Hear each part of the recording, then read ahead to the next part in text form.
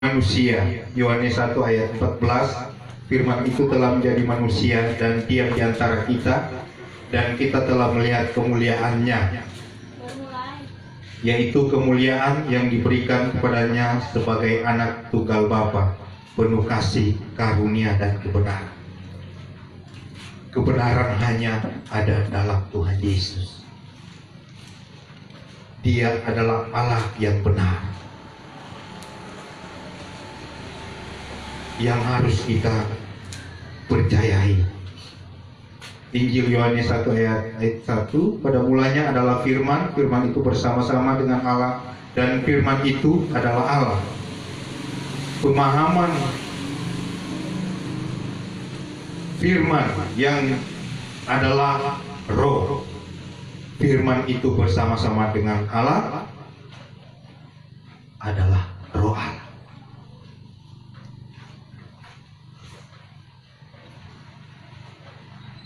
Kejadian 1 ayat 2 yang saya sudah sebutkan tadi, bumi belum berbentuk dan kosong, gelap gulita menutupi samudra raya, dan roh Allah melayang-layang di atas permukaan air. Bahasa asli ruh yang memberikan kehidupan bagi umatnya, seluruh umatnya. Maka dia hadir sebagai firman Allah yang hidup, roh Allah yang berkarya dalam pekerjaannya menciptakan alam semesta adalah roh Allah, yaitu firman yang disebut Bapa. Firman yang di dalam karya pekerjaannya menyelamatkan manusia yang jatuh dalam dosa, senantiasa beserta berada di dalam diri Yesus Kristus yang disebut firman Allah itu sendiri, yang disebut putra atau anak tunggal, yaitu Yesus sendiri. Dalam Matius 1 ayat 10 berkata, tetapi ketika ia mempertimbangkan maksud itu, malaikat Tuhan nampak kepadanya dalam mimpi dan berkata, Yusuf anak Daud, janganlah engkau takut mengambil Maria sebagai istrimu, sebab anak yang di dalam kandungannya adalah dari Roh Kudus. Jadi Roh Kudus datang dari surga.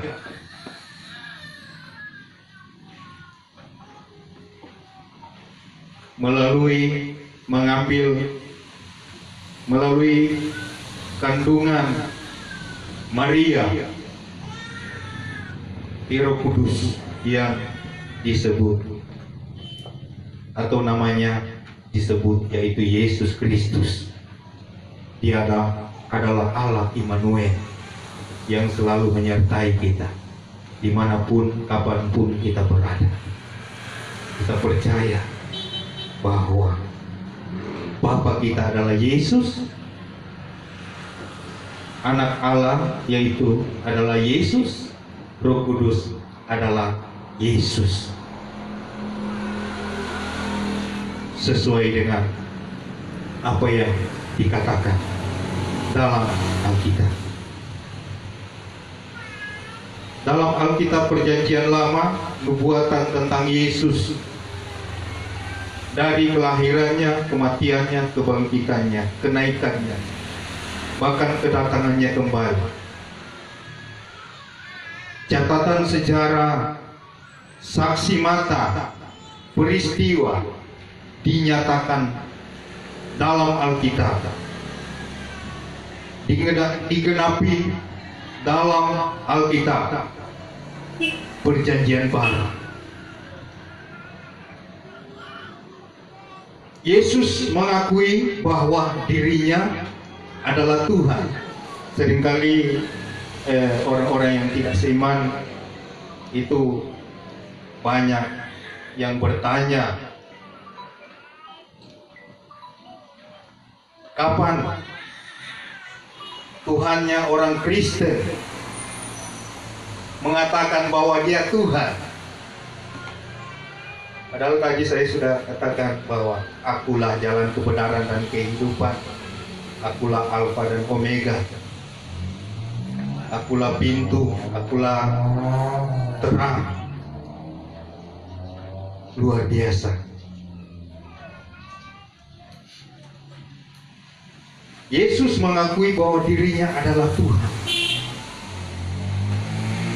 Dalam Yohanes 13 ayat 14 sampai 15.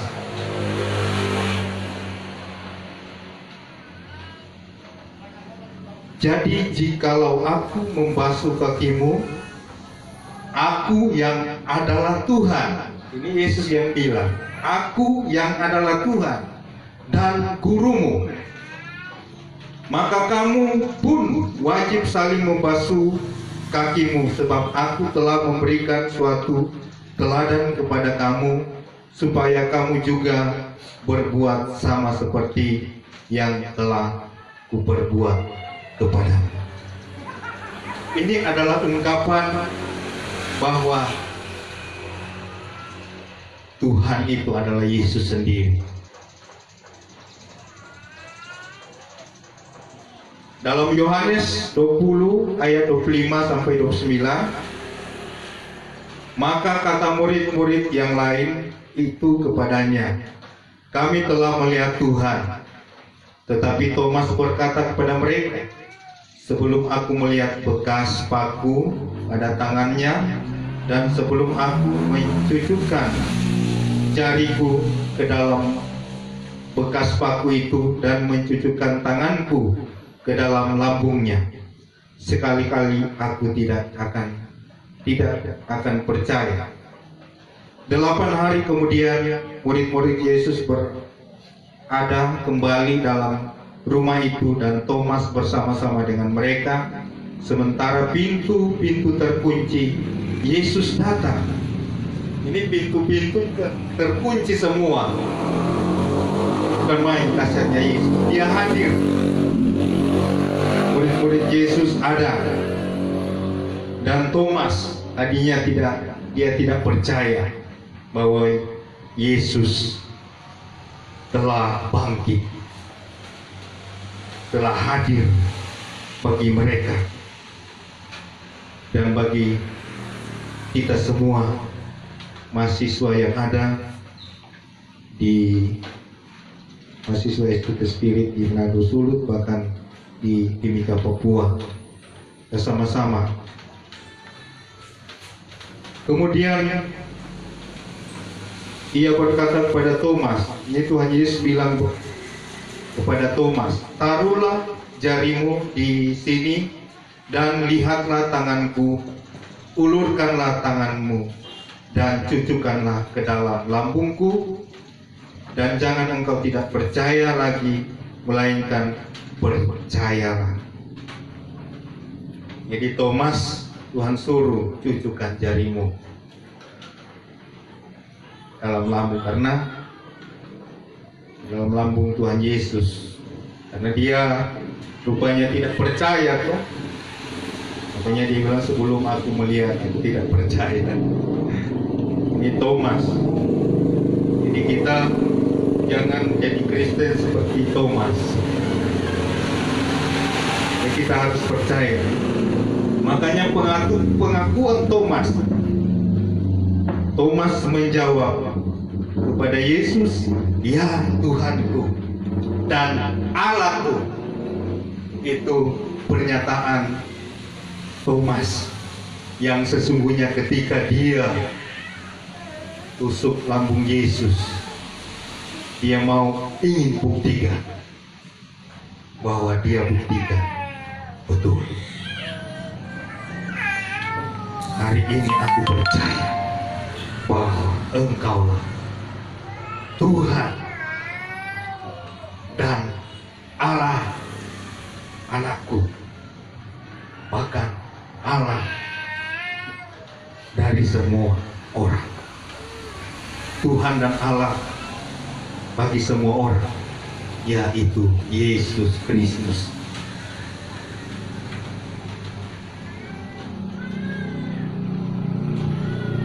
Jadi inilah pokok-pokok yang harus kita ketahui, bahwa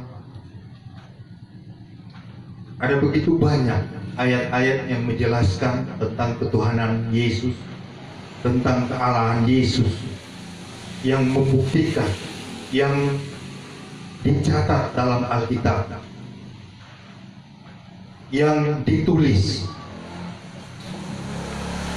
untuk bagi kita mahasiswa, bahkan bagi semua orang yang datang kepada Tuhan, yang mau prioritaskan Tuhan Yesus di atas segala-galanya. Yesus adalah Alfa dan Omega. Nah, ini ada di ayat-ayat, kita akan saya akan kasih ayat-ayat bahwa ketuhanan Yesus, kealahan Yesus yang luar biasa di dalam Wahyu 1 ayat 8. Adalah Yesus Alfa dan Omega, Maha Kuasa. Dia juga bukan hanya Maha Kuasa juga, tetapi Maha Hadir. Dia Maha Pengasih, Maha Penyayang. Dia segala-galanya, dimanapun kapanpun kita berada. Dalam Wahyu 21 ayat 26 sampai 27, Wahyu 22 ayat 13. Jadi inti-intinya saja. Jadi kita boleh belajar di rumah juga. Kita belajar bersama-sama di mahasiswa yang ada di Sulut, bahkan di Timika. Yesus Allah yang Esa, Yuda 1 ayat 25. Yesus firman Allah yang menjadi manusia, Yohanes 1 ayat 1 dan 14 ayat 14. Yesus Sang Pencipta dalam Yohanes 1 ayat 3, Kolose 1 ayat 16. Yesus Allah yang benar, 1 Yohanes 5 ayat 20. Yesus Allah yang perkasa, Yesaya 9 ayat 5. Yesus Allah pencipta selama-lamanya, Roma 9 ayat 5. Yesus Tuhan Allah Bapa yang mulia, Efesus 1 ayat 17. Yesus Allah penuh pengharapan, 1 Petrus 1 ayat 3. Yesus Allah Bapa dan Tuhan, Roma 15 ayat 6. Yesus Allah yang menjelma sebagai manusia, 1 Yohanes 4 ayat 2. Kemudian Yesus adalah Allah yang berbentuk roh, Yohanes 4 ayat 24, Wahyu 22 ayat 17. Yesus hakim adil. Yesus hakim yang adil, Wahyu 20 ayat 12. Yesus penentu kiamat, Wahyu 20 ayat 11 dan Wahyu 21 ayat 1. Kemudian Yesus penentu, Yesus seorang yang duduk di takhta. Ini bukan 3 takhta. Di surga itu cuma 1 takhta. Yesus duduk seorang. Dalam Wahyu 4 ayat 2. Jadi dia yang bertakhta di bumi maupun di surga. Di dalam firman Tuhan yang tertulis, yang sesuai dengan dasar Alkitab. Jadi kita ada landasan berdasarkan Alkitab. Sudah tidak perlu lagi mau tafsir ayat-ayat yang memang jelas bahwa ketuhanan Yesus, bahwa Allah kita Allah yang esa, itu Yesus Kristus. Baru Yesus Allah Maha Kuasa. Keluaran 6 ayat 3. Bahkan Yohanes 1 ayat 1. Dia sumber segala sesuatu bagi kehidupan umat manusia. Baru Yesus manusia ilahi, Kisah Para Rasul 1 ayat 3. Di dalam 1 Korintus 8 ayat 6 berkata, namun bagi kita hanya ada satu Allah saja, yaitu Bapa, yang daripadanya berasal segala sesuatu dan yang untuk Dia kita hidup, dan satu Tuhan saja, yaitu Yesus Kristus, Allah kita yang esa. Dia duduk seorang diri, bukan 3 orang atau 3 Allah. Seorang diri, berarti Yesus yang duduk di tahta, karena Dia raja. Biasanya kalau di kerajaan-kerajaan itu kan yang duduk adalah raja, yang duduk di tahta atau di surga adalah Yesus Kristus itu sendiri. Dialah Tuhan dan Allah kita, Allah satu-satunya.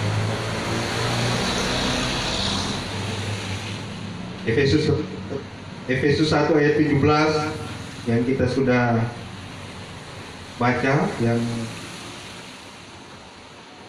ayatnya, dan meminta kepada Allah Tuhan kita Yesus Kristus, yaitu Bapa yang mulia itu, supaya Ia memberikan kepadamu roh hikmat dan wahyu untuk mengenal Dia dengan benar. Di akhir zaman ini kita perlu lebih dalam mengenal Allah dengan benar. Di sini sudah membuktikan berdasarkan landasan firman Tuhan yang tertulis, berdasarkan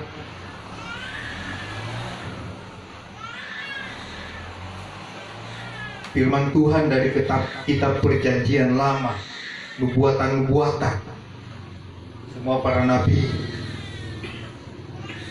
yang kita boleh saksikan dari zaman dahulu kala. Yesus telah hadir bagi kita dalam bentuk roh.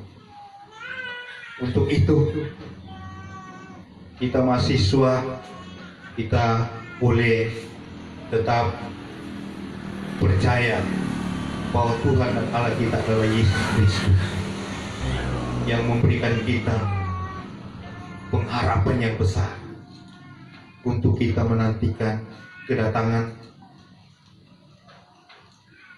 yang kedua kalinya. Dia akan menjemput kita. Apakah kita siap? Itu keputusan mahasiswa, keputusan semua umat yang ada di dunia ini. Makanya Rasul Paulus bilang, ketika kita masih hidup di dalam dunia, kita memberikan buah untuk selalu ada di dalam Kristus Yesus, menjadi saksi, menjadi pengajar-pengajar yang benar di dalam Tuhan, menjadi guru-guru yang benar berdasarkan firman Tuhan atau teladan Yesus yang Tuhan sudah berikan. Kita belajar dari keteladan Yesus yang diberikan kepada murid-muridnya, bahkan semua orang yang kita percaya. Sebabnya mari kita tetap percaya, kita harus menjadi surat terbuka yang dapat dibaca oleh semua orang. Kata Paulus, bagi kita sebagai orang Kristen,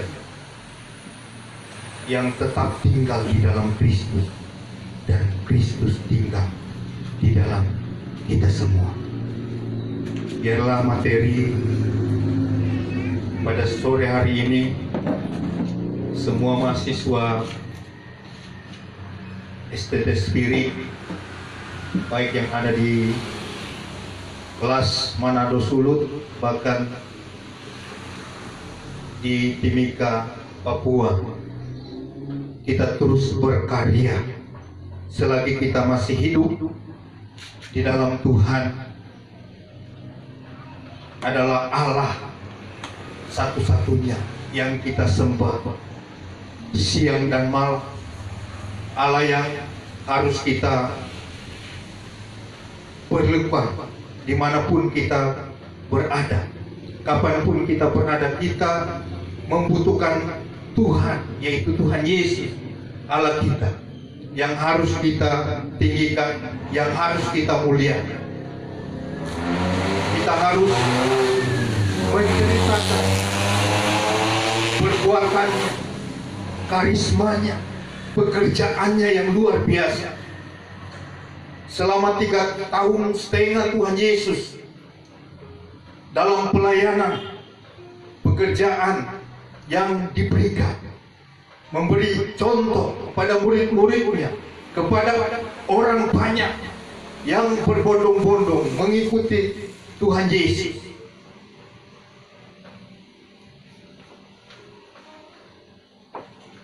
Berbagai pergumulan yang kita hadapi hari-hari ini, ada begitu banyak pengajaran palsu, pengajaran sesat. Itu sebabnya kita tetap mendalami mata kuliah ini, Kristologi, supaya setelah lulus dari STT Spirit dapat membagikan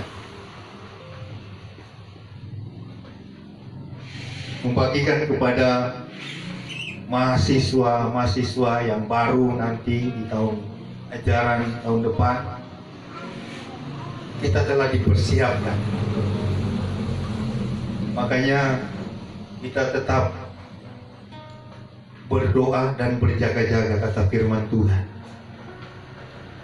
Kita berperang bukan melawan darah dan daging, tetapi melawan penguasa-penguasa yang gelap, baik di udara, di dunia yang gelap, penguasa-penguasa yang gelap, pemerintah-pemerintah yang gelap. Itu sebabnya Tuhan ada selalu di pihak kita. Siapakah lawan kita? Tidak ada. Orang Ambon bilang, sing ada lawan. Karena Yesus ada di pihak kita. Kita berjalan bersama Tuhan. Kita berjalan dengan penyertaan dan kasih-Nya sempurna bagi kita. Sampai kita boleh ada, itu karena kemurahan Tuhan. Demikian materi mata kuliah pendalaman Kristologi ini. Mari kita sama-sama selalu ada dalam pimpinan Roh Kudus yang memampukan kita, dan untuk mengakhiri materi di sore hari ini,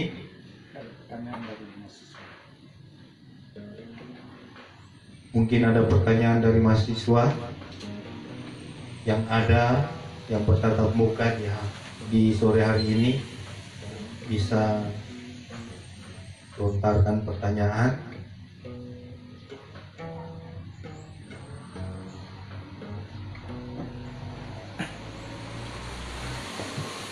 Jadi di Alkitab ada seringkali orang bertanya-tanya ketika Yesus naik ke surga, dia duduk di sebelah kanan tahta Allah Bapa. Itu yang membuat orang berpikir, oh, berarti memang ada Bapa di surga. memang betul-betul Yesus diutus oleh Bapa. Seperti kata firman Tuhan seperti itu. Nah, ini sebenarnya di Alkitab itu ada hal-hal yang orang harus tafsirkan.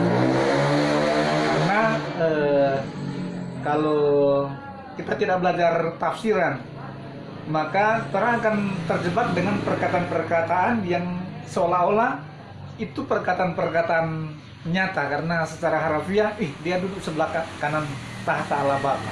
Berarti ada DP Bapa di sebelah dia.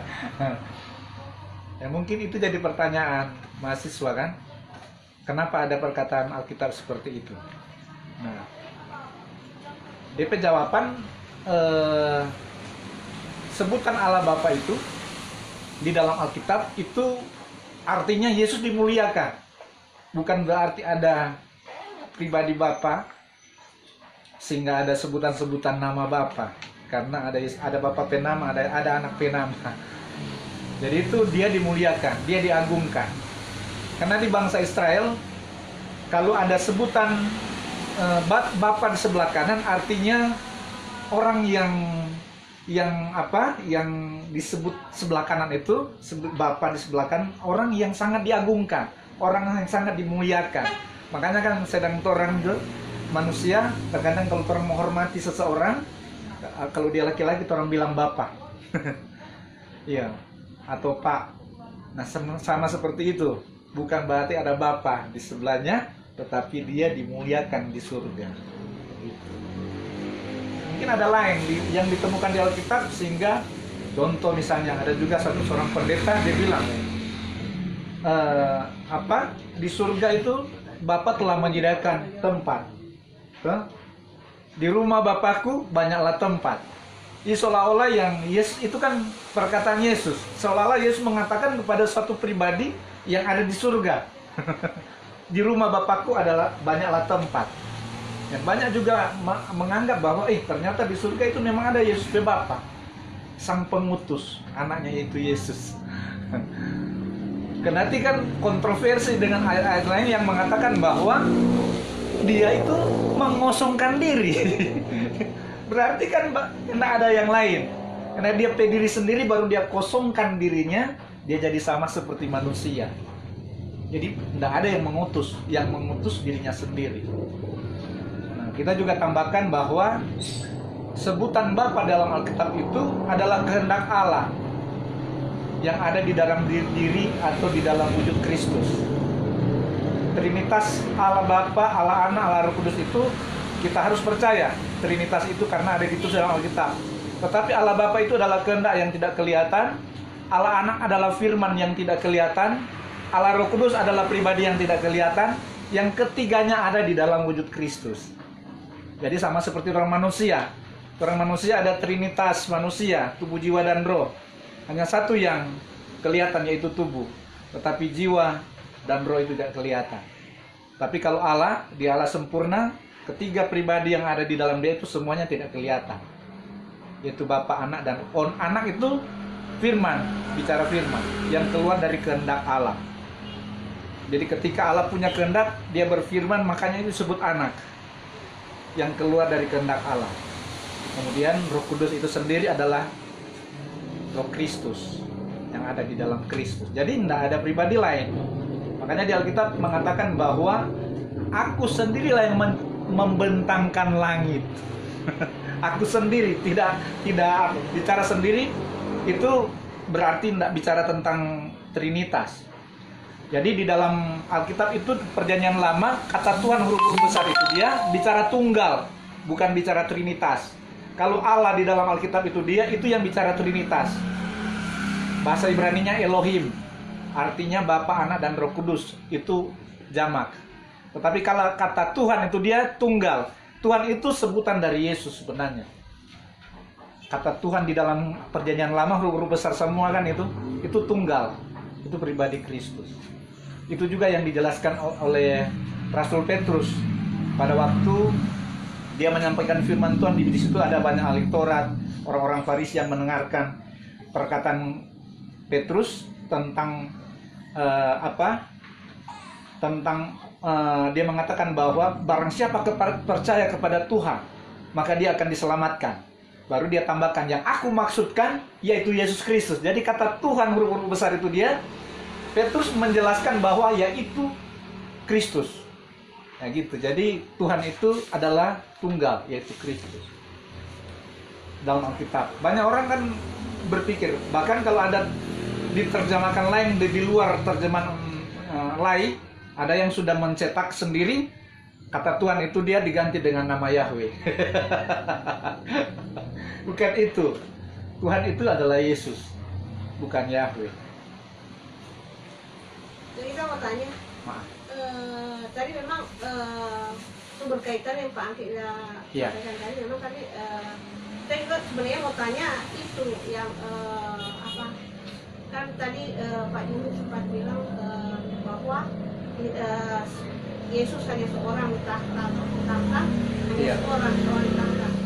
Tapi itu berkaitan dengan bilang kemudian naik ke surga duduk di sebelah kanan Bapa. Nah, bilang di sebelah kanan Bapa. Bilang sebelah kanan Bapa. Sedangkan ada perkataan berbicara sebelah kanan Bapa. Kuasa maksudnya. Jadi kan Pak Angki bilang bahwa bagaimana tuh pengertian orang Israel dan bilang tahta satu. Yesus ini duduk ke sebelah kanan Bapa. Jadi maksudnya itu bagaimana? Itu satu pertanyaan pertama. Kemudian yang kedua, ada yang bilang memang haleluya itu pujian ya itu bilang Yahweh. Bagaimana itu mengenai? Ada pernyataan yang begitu. Jadi yang pertama, tadi kita sudah jelaskan bahwa ternyata di dalam kebiasaan bangsa Israel itu dia kalau mereka ingin mengagungkan seseorang, mereka mengatakan Bapa atau di sebelah kanan. Sebutan sebelah kanan atau Bapa di sebelah kanan itu adalah seseorang yang mereka agungkan. Bukan saja kepada Tuhan, kepada manusia pun mereka katakan begitu. Nah gitu. Sama dengan ada kita dengar seorang jemaat mengatakan kepada pendetanya, dia bilang kita pendeta itu kok sama dengan Tuhan, sama dengan malaikat bagi orang. Nah, seperti itu karena dia mengagungkan, karena dia memuliakan, begitu. Jadi kata Bapa di sebelah kanan itu adalah Yesus dimuliakan. Yesus dimuliakan, bukan dia punya tafsiran Yesus dimuliakan, diagungkan sebagai Bapa, sebagai yang dibesarkan, yang dipertuankan, dipertuan agungkan. Itu kebiasaan bangsa Israel menyebutkan sebelah kanan, Bapa di sebelah kanan karena mereka mengagungkan seseorang. Sehingga di dalam tulisan Alkitab itu dia Yesus ketika naik ke surga ditulis Yesus duduk di sebelah kanan tahta Allah Bapa. Nah gitu, apalagi ada haleluya Yahweh. Kata haleluya dia asli itu dia haleluyanya nak pakai H di belakang, nggak ada H. Jadi haleluya itu artinya puji Tuhan, yang nggak ada bukan singkatan itu dia. Jadi sudah dipelesetkan menjadi suatu singkatan. Haleluya, haleluya pujilah Yahweh. Bukan itu. Itu dipelesetkan. Tapi arti dari haleluya dalam bahasa asli itu bahasa surga ini haleluya.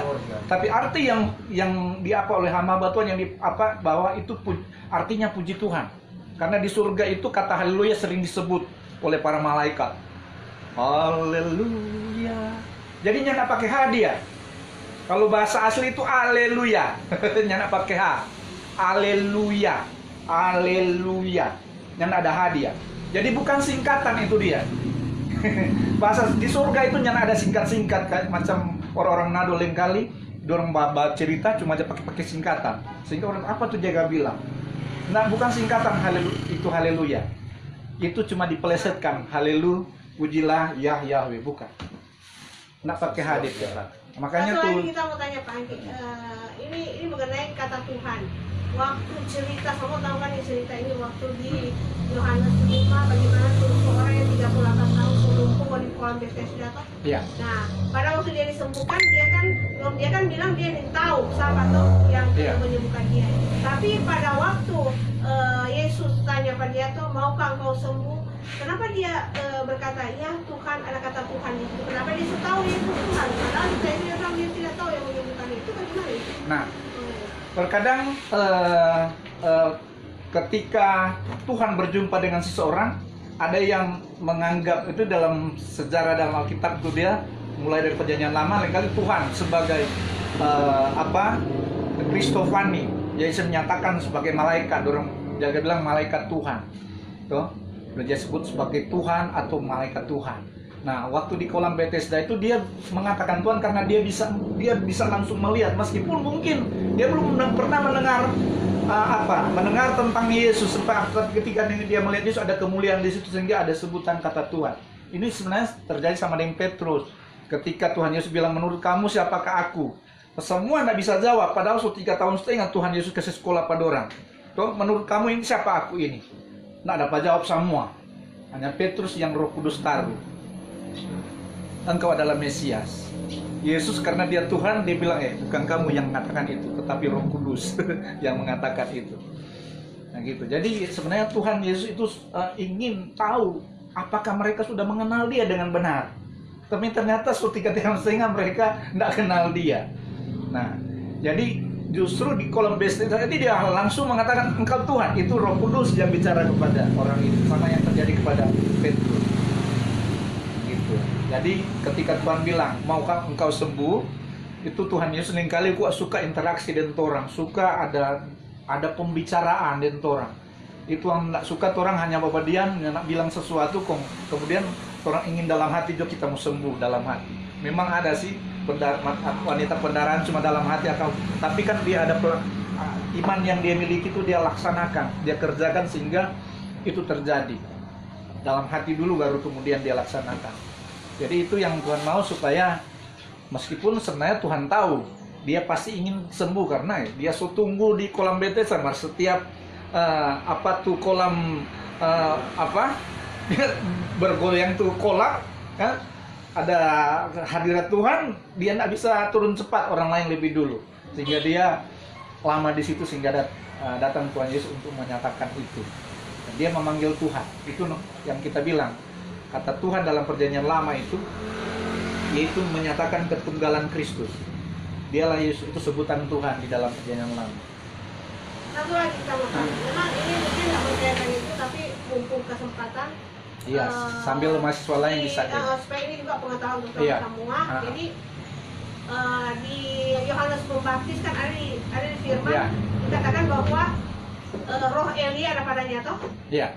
Ada perkataan yang bilang bahwa ini Yohanes Pembaptis dia inkarnasi dari Elia. Memang itu mengenai itu. Dan inkarnasi dan reinkarnasi ini, jadi mau dijelaskan. Jadi kata inkarnasi itu biasanya orang yang sama kemudian dia inkarnasi jadi siapa. Tetapi sebenarnya Elia itu pribadi yang berbeda dengan Yohanes Pembaptis. Jadi istilah inkarnasi itu salah. Karena Elia pribadi sendiri, Yohanes Pembaptis pribadi sendiri. Jadi yang ada istilah inkarnasi. Biasanya orang yang sama kemudian misalnya kita misalnya siluman, atau kita bisa jadi seperti Alan gitu. Tapi kita itu, gitu. Jadi orang yang sama sebenarnya. Nah itu inkarnasi. Tetapi di dalam Alkitab itu Elia pribadi sendiri, Yohanes Pembaptis itu pribadi sendiri. Kalau kata roh alam ada pada roh Elia ada pada Yohanes itu ada loh di. Ada di Alkitab seperti itu. Artinya ini kok berbicara tentang roh Elia ada pada Yohanes itu berbicara tentang karunia. Ingat karunia di dalam Alkitab bahwa berbagai karunia tetapi dalam satu roh, gitu. Jadi bicara karunia. Jadi bisa saja karunia yang ada pada kita ada pelani. Seperti itu DP cerita dah. Jadi roh Elia ada kepada Yohanes itu bicara tentang karunia, pekerjaan Allah. Karunia kan itu pekerjaan Allah yang diberikan bagi orang, sehingga karunia itu orang harus pakai dengan cuma-cuma karunia yang ada. Jadi itu bicara karunia sebenarnya, bukan inkarnasi dari Elia ini apa. Karena ini Yohanes Pembaptis dia justru harus lahir lebih dahulu dari Yesus, karena dia menjadi perintis jalan bagi Yesus, begitu. Yohanes Pembaptis sebenarnya ini DP gambaran apa Pak DP istilah dalam apa tuh dia itu gambaran Kristus dia. Ini Yohanes Pembaptis. Makanya kan ini kan apa DP mama tua baru lahir Pak Yohanes.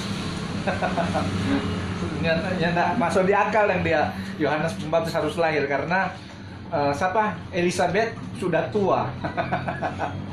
Kalau Maria memang masih perawan melahirkan Yesus. Nah, gitu. Jadi gambaran Kristus Pak Yohanes. Makanya kata-kata di dalam apa itu nama-nama itu dia, misalnya contoh Yohanes itu dia gambaran-gambaran seperti Yesus. Yohanes. Satu lagi terakhir, satu lagi. Ada perkataan Paulus yang berkata kita lupa ini di Roma atau di dia bilang pokoknya perkataannya begini. Ini ada hubungan lo memang dengan ini sebenarnya. Kalau kita mau tanya bagaimana penerapan. Dia perkataan begini. Dengan akal budiku aku melayani hukum Allah, tapi dengan tubuh insaniku aku melayani hukum dosa. Ada perkataan itu tuh Pak. Iya. Nah, baca. Sebenarnya itu Rasul Paulus dia menyatakan bahwa ketika dia melayani Tuhan, dia melayani hukum sorga yang Tuhan perintahkan bagi dia. Ingat, ini Rasul Paulus ini berjumpa langsung dengan Yesus dan Roh Kudus yang mengajar dia secara langsung. Makanya Rasul Paulus banyak sekali mengajar tentang pribadi Kristus sebenarnya, menjelaskan tentang rahasia Kristus ini Rasul Paulus. Nah, dia menjelaskan bahwa di balik itu dia banyak kelemahan. Di balik dia pelayanan sebagai Rasul Kristus yang memang secara khusus, bukan tuh 12. Dia secara khusus memang dia diangkat sebagai rasul. Jadi DP kelemahan-kelemahan di situ banyak sebenarnya yang dia bahkan ungkapkan. Ada dia sehingga dia sempat mengatakan kepada Tuhan supaya cabut duri yang ada di dalam tubuhku, begitu. Jadi ada banyak sekali pergumulan yang harus dihadapi, bahkan sampai jaga penjara dia. Nah itu terkadang dia harus seolah-olah melawan akan hukum dunia, tetapi tidak bisa. Makanya ada istilah di dalam Alkitab kan pemerintah wakil Allah. Jadi terkadang waktu zaman Rasul Paulus kan pemerintahan waktu itu dia waktu ahli-ahli Taurat kerjasama dengan pemerintah. Ketika ahli Taurat orang-orang Farisi lapor ke pemerintah, pemerintah percaya dong, oh sedang Yesus sendiri, oh coba bawa kemari. Iyalah di sidang malah tuh Pilatus sidang, raja-raja sidang pada dia. Karena apa? Yang lapor siapa? Ahli-ahli Taurat. Jadi begitu tuh yang terjadi dalam kehidupan Rasul Paulus. Apalagi dia tadinya memang ahli Taurat yang jaga kasih surat pada dia, dibunuh orang Kristen. Nah sekarang dia jadi pemerintah Kristus. Nah itu yang jadi apa? Akhirnya dia seolah-olah harus daging ini dia harus apa? Makanya kan dia sempat mengatakan meskipun bukan tentang manusia DP atau merosot. Meskipun manusia lahirnya semakin hari semakin merosot, tapi manusia batinnya iya. Bahari. Ya itu juga ada hubungan sebenarnya bahwa terkadang kan orang sama dengan jauh orang mau melakukan kebenaran firman Tuhan lain kali, orang melakukan hal-hal yang benar yang orang mau terobos. Terkadang banyak sekali halangan. Seolah-olah orang tidak bisa harus lakukan itu, harus orang ikuti itu aturan dunia begitu. Ini kok bicara daging biasa gambaran dunia. Tuh, aturan dunia harus orang lakukan. Itu yang harus terjadi karena ada pemerintahan dunia. Tapi kan DP netral Yesus bilang berilah kepada kaisar apa yang kaisar punya, berilah kepada Tuhan apa yang Tuhan punya. Artinya dalam hal ini orang mesti tetap lakukan apa yang menjadi itu aturan-aturan dunia, tapi orang harus lebih taat kepada Tuhan. Dalam hal ini itu yang menjadi tujuan Rasul Paulus tentang DP kelemahan itu dia. Sampai itu yang seolah-olah berperang di dalam tubuh. Kita mau bikin yang benar, kita mau bicara yang benar, ditekan oleh aturan-aturan dunia. Nah gitu. Bisa dipahami itu? ditekan oleh aturan dunia. Makanya kan daripada penjara dia. Karena apa dia penjara? Karena apa yang dorang bilang disalahkan. Nah, Yesus juga kan ditangkap, disalibkan karena apa yang Yesus katakan. Dia adalah kebenaran itu. Sehingga waktu Pilatus tanya, apa tujuan engkau datang? Tuh, Yesus bilang, aku datang membawa kebenaran. Pilatus bilang, apa itu kebenaran? Mereka tidak pakai itu kebenaran. Tuh, mereka harus tunduk kepada aturan dunia yang sudah dibuat. Jadi seperti itu. Jadi itu yang berkecoh di dalam kehidupan Rasul Paulus, sehingga dia seolah mengatakan bahwa ini tubuh ini dia yang harus bagaimana. Tapi kalau orang ambil makna dari firman Tuhan, orang harus cerdik seperti ular, tulus seperti merpati, maka orang tidak akan terpengaruh sebenarnya dengan kehidupan di dunia ini. Tetap orang tulus juga taat kepada Tuhan. Apalagi yang orang kenal Tuhan itu adalah Yesus, dan ada yang lain. Taat jo, setia jo kepada nama itu. Orang habis KKR kemarin, habis ibadah Natal, orang pulang kok ada gereja, dia memang sudah bikin besar-besar. Ditulis di situ, sekali Yesus, tetap Yesus. Memang besar-besar sekali. Gereja apa, GPD itu kan? Nah, gitu. Jadi seperti itu orang pakai ketulusan. Jangan seperti bangsa Israel. Lihat kemuliaan Tuhan, so tuntun pada orang, jaga pada orang, lindungi pada orang, masih zaman menyembah berhala, masih cari Allah lain. Nah, jadi seperti itu orang tulus. Nah, cara cerdik supaya orang jangan ketipu. Orang cerdik seperti orang jangan tertipu. Orang lain kan hukum dunia ini dia lain kali so menipu orang tak ikut. Orang boleh ikut harus cerdik. Toh? Misalnya so bikin peraturan pakai masker apa, jadi kita kalau keluar tetap bawa masker. Sebenarnya kita bertolak belakang dengan hukum iman yang ada pada kita, tetapi kita mesti bawa karena so bikin peraturan mesti bawa. Kali kalau di kok ada petugas Korea pada kita pakai masker, dah bawa masker, ada. Kalau nyala bawa komang mau dapat hukum kita, ada sanksi. Jadi seperti itu. Jadi cerdik seperti ular, tetapi harus tulus seperti merpati. Itu orang akan aman. Dan kita percaya juga pada akhirnya Rasul Paulus juga melakukan seperti itu. Apapun yang terjadi dalam kehidupan, dia tetap tulus melakukan pekerjaan pemberitaan Injil, karena dia dapati itu memang amanat agung yang Tuhan percayakan bagi dia dan bagi kita semua orang sebagai orang percaya. Ada lagi pertanyaan? Masih ada? Kita boleh terakhir ini memang juru kunci. Saya bilang kalau juru kunci dia yang pemenang. Kalau dia terus begini, kita ambil dengan kualifikasi kebiasaan Tondano Minahasa. Begini, kan di Alkitab tertulis, jangan minum air saja, minumlah anggur sedikit. Mohon penjelasan. Ada di Alkitab. Jangan minum air saja. Kita sudah agak lupa itu di mana. Minumlah anggur sedikit. Jika tubuhmu lemah. Jika tubuhmu lemah itu jangan minum air saja. Mohon penjelasan. Tidak ada bilang minum air saja. DP firman, jika tubuhmu lemah. Mohon penjelasan. Jadi ini terkadang justru ada orang yang suka mabuk, dia pakai tuh ayat itu. Padahal maksud tuh ayat itu dia ayat pembelaan. Ya, jadi ayat pembelaan. Ini boleh mabuk kan? Kan ditulis itu anggur sedikit bukan anggur banyak. Anggur sedikit. Jangan minum sedikit. Jadi minum air saja. Jangan cuma bilang begitu kontannya kalau. Jadi itu anggur sedikit. Bukan anggur banyak. Nah, jadi anggur sedikit. Bangsa Israel punya kebiasaan ketika dorang ada anak-anak, keluarga yang dalam kelemahan, apalagi di kutub-kutub yang agak dingin begitu, lemah, dorang dia kasih itu. Sakit gigi saja, kita kalau sakit gigi yang dulu, mas sekarang sudah pernah sakit gigi, kita coba kumur di alkohol. Oh betul. Nah, sakit gigi. Kalau kita batuk, kita jatalang akan selewat akan untuk apa? Jadi panas tuh leher, hilang tuh batuk. Mancing format. Nah gitu. Sedikit, yang boleh minum banyak. Kalau minum banyak so kena di firman. Kalau minum banyak so kena di firman ya. Jangankan minum, cuma campur minuman keras, celaka kata Firman.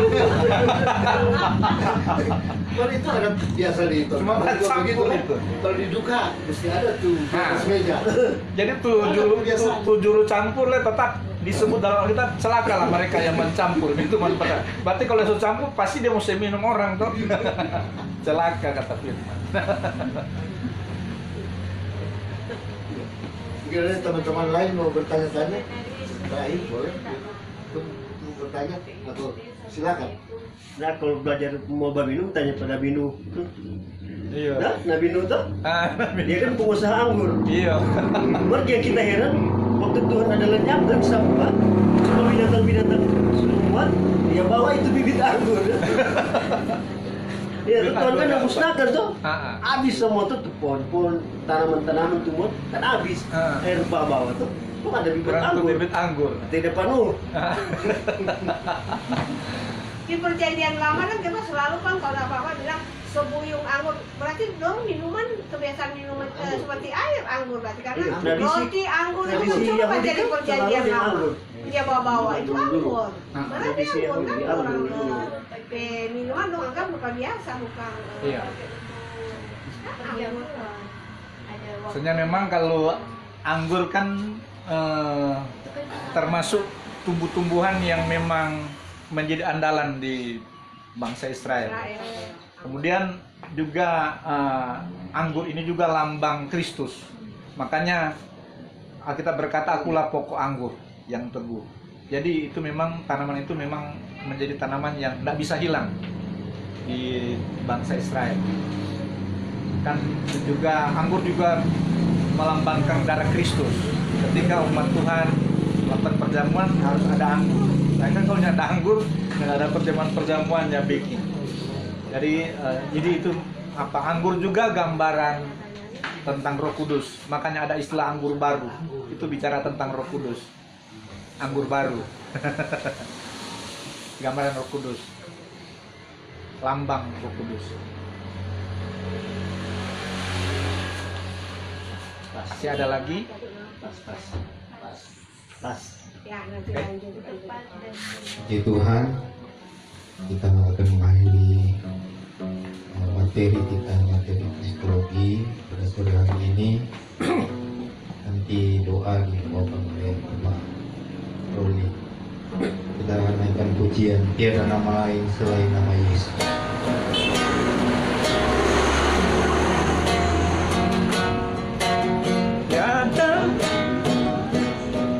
Selain nama Yesus, nama yang berkuasa di langit di bumi, nama yang memberi kedamaian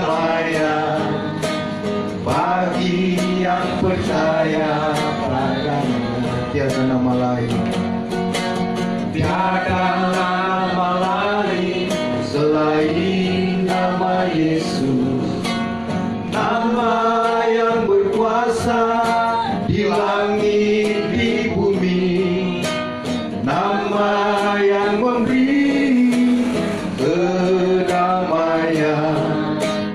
bagi yang percaya padanya. Mulialah namamu, agunglah namamu, Yesus Tuhan dan Allahku. Mulialah namamu, agunglah namamu, Yesus Tuhan dan Allahku. Sekali lagi, tiada nama lain, tiada nama lain selain nama Yesus, nama yang berkuasa di langit di bumi, nama yang memberi kedamaian bagi yang percaya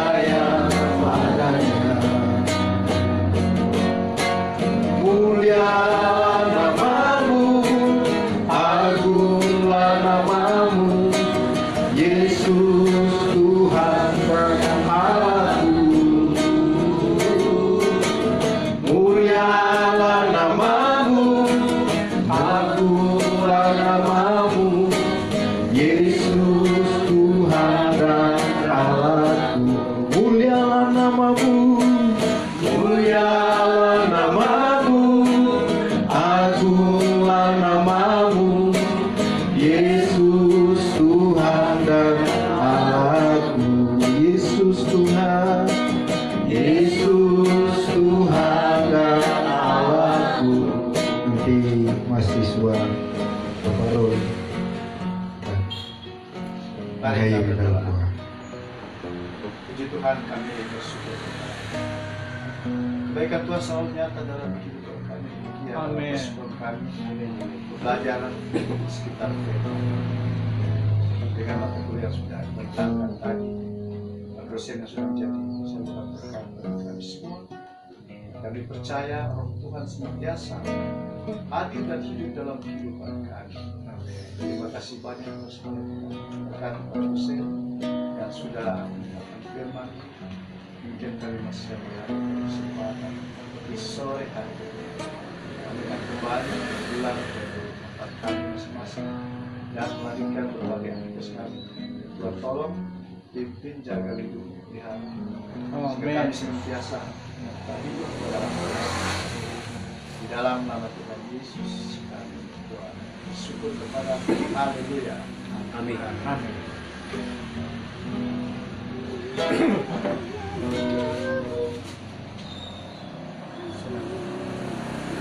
Dia bertemu bertumar, dia berjalan itu.